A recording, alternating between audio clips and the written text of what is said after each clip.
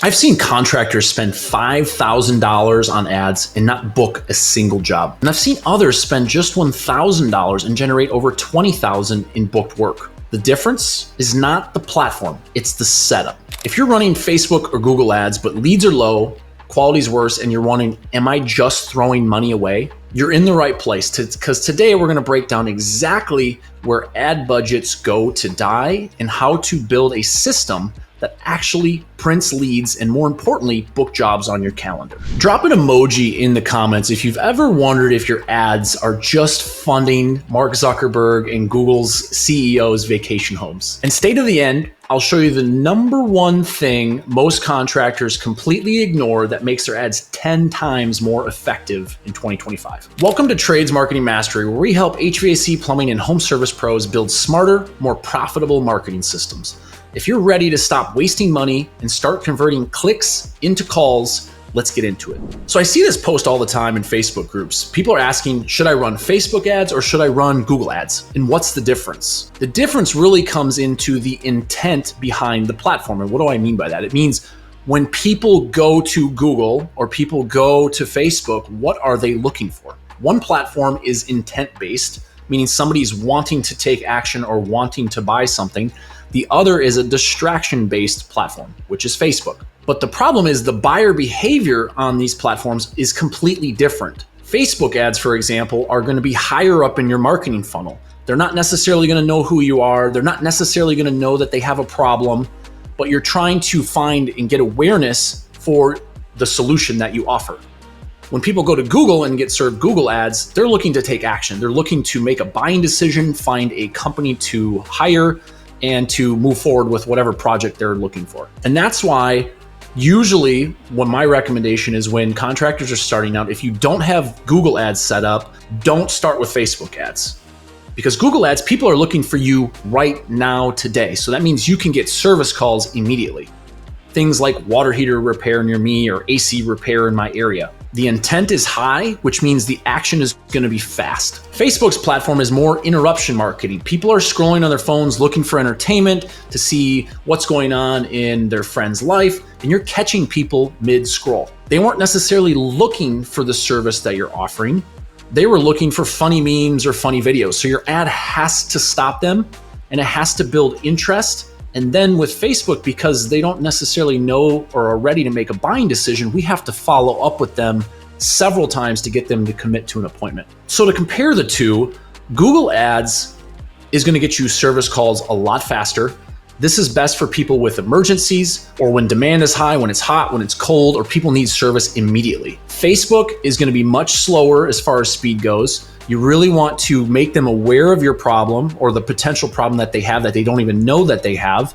And then you want to nurture them along the way with retargeting ads so that way they get closer to the bottom of the funnel and actually buying whatever product or service you're offering. Facebook's also great for building trust because just like you're watching this video, getting behind the camera and showing a little bit about the knowledge and the experience that you have helps your audience know, like, and trust you so they feel more comfortable buying from you. And Facebook ads are also great for higher ticket items, things like water heater replacements, AC replacements, generators if you're an electrician, things like that. Because people there's a longer buying cycle and they really have to get some information before they make that purchase. So if you're deciding between Google and Facebook, you need to ask yourself, do people search what you offer when they need you the most, in urgent moments or when they have an emergency? Are the services you're going after, are they big ticket services that require nurturing?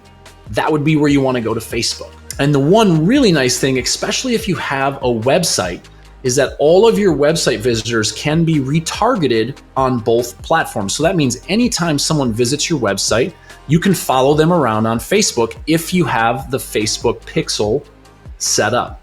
You can do the same thing with Google banner ads. You can follow them around anywhere you want on the internet. Now that we've talked about each platform and what buyer is on each platform, comment down below either Facebook or Google, which one has drained your wallet the most in your time as a business owner. So next we're going to talk about where most contractors waste money on ads. First of all, on Facebook, Facebook makes it extraordinarily easy to just boost a post. That's not a strategy. You're not actually targeting anyone in particular. That is how Facebook wins. The best way to use Facebook is through the ads manager and actually setting up an audience and all of the different targeting mechanisms that they have available to you. I want to tell you a quick story about Mike. Mike runs a small HVAC shop in Indiana. He was spending $1,500 a month on Google Ads, and he really didn't do much with the default settings. He was putting in broad match keywords like plumber, HVAC contractor, and he had all of the traffic going directly to his homepage, which wasn't optimized for either one. He had no special offer. He had no lead form. He had no call tracking setup. He thought it was working until we checked his account and actually dove into the data. He was paying $92 just to get a single click on his ads, and not one single click turned into a call. So how we helped him was we switched to exact match keywords. An exact match keyword would be something like AC repair Dallas. That's an exact match keyword. Broad match means if I put HVAC, I might get HVAC school, HVAC jobs, HVAC salary. I'm gonna get a whole bunch of different keywords. So you wanna make sure that you are setting the parameters of what you show up for. We created focus landing pages that had a special offer that was associated with the types of service calls that Mike wanted. And then we set up not only conversion tracking through Google Ads, but we also set up call tracking so we could properly measure and attribute revenue to his ad spend. Over the next 30 days, his cost per lead, not click, dropped to $34. He booked 9 new jobs and he used the same budget. But now the difference is he's actually getting a return on investment for his money so he can grow his business, hire more people, and continue to expand. So next I'm gonna go over the 5 biggest mistakes and what you can do to fix them. The first mistake, I mentioned it previously, was boosting Facebook posts. The fix is to actually set up and use Meta Ads Manager with custom audiences. These can be things like existing customers you have, or maybe you have a list from a BNI group, or you have a list from LinkedIn with local business owners that you want to target. The nice thing about Ads Manager is you can go deep with that audience and remove the audience that you don't want to see your ads so you can spend your budget more effectively. Mistake number 2 is using broad keywords. You want to use phrase or exact match keywords and make sure you're constantly cleaning up that list by adding negative keywords or keywords you don't want to show up for, like competitors' names, for example. The third mistake is sending all the traffic to your homepage. You want to send traffic when you're using ads directly to landing pages very specific to the service or offer you're trying to convey to that customer. The worst thing that can happen is if you have an offer or a service page up and then that traffic gets rediverted to a page on your website that's not relevant. The person's gonna click back, they're gonna go to the next ad or the next listing. The fourth biggest mistake is no tracking on your website. There's a couple things you wanna add. You wanna add the Google Tag Manager so that way you can connect Google to your website and again, follow people around the internet once they visited you. And you also wanna set up the Facebook or Meta pixel on your website so that way you can retarget them on Facebook. And then once you have those pixels set up, the last big mistake I see is people don't retarget their audience. You want to set up Facebook retargeting ads for lost leads. I'll give you an example. For my company, Relentless Digital, the first video that people see, for everyone that watches for at least 15 seconds, that's called a through play, we retarget that audience and then we send those people a lead magnet. Things like the Google Business Profile Checklist, ways to use AI to streamline your business, marketing automation templates, things like that that are of value. And again, all I'm trying to do, I'm not trying to ask for the appointment yet. I'm just trying to get them to see value in what we're offering and to start following our company so that way they know, like, and trust us. So that way when they actually book an appointment, the sales cycle is a lot shorter because they already know they want to do business with us. And then lastly, we retarget the people who engage with our lead magnets to ask them for an appointment. So essentially, you want to look at this like dating before asking for marriage. You don't want to go right for the ask to marry you because they don't even know you yet. So get them to know you, open up to your company, and that way you'll get better conversions and higher quality conversions at the bottom of the funnel. So when should you use Facebook, Google, or both? And here's the secret. Here's the real secret that a lot of people don't talk about. Everyone's looking for a one-trick pony. But in order to really consistently grow your business, The smartest contractors are not choosing just one platform. They stack them on top of each other. So that way, no matter where you are online or where your customers are, they see your brand, they see your messaging, they learn more about you, and they get to know your business. People like buying from people they know, like, and trust. So the more you can get them to know, like, and trust you before purchasing, the easier that transaction will be. And they will no longer price shop you because they know you as the brand. So if you're looking for people that are trying to buy something that your company offers right now, Google Ads would be my #1 source to go to. Once you have that set up and that's dialed in and that's profitable, you want to set up Facebook retargeting for anyone that visits your website. Now, this can be Google Ads traffic that you want to retarget on Facebook, or it can just be regular website visitors. Those retargeting campaigns, you want to show things like your 5-star reviews, your testimonials, before and afters, or maybe a story of a customer that had a really common challenge that your team solves and how your team solved it. People relate very well to stories, especially in video, and that's how they understand and can put concepts together. And then once you have their contact information, don't just reach out once. This is one of the biggest mistakes I see is people will reach out one time, then they get busy and they never do it again. You want to set up a system that you can set up text messages automatically, email automation, ringless voicemail, and then put these people in a pipeline so that way your team always knows where they're at and follow up with them until they tell you to get lost or they book an appointment. Even if you don't have a large budget, let's say $1,000, $2,000 a month, which is not a lot in the digital world today, this funnel works.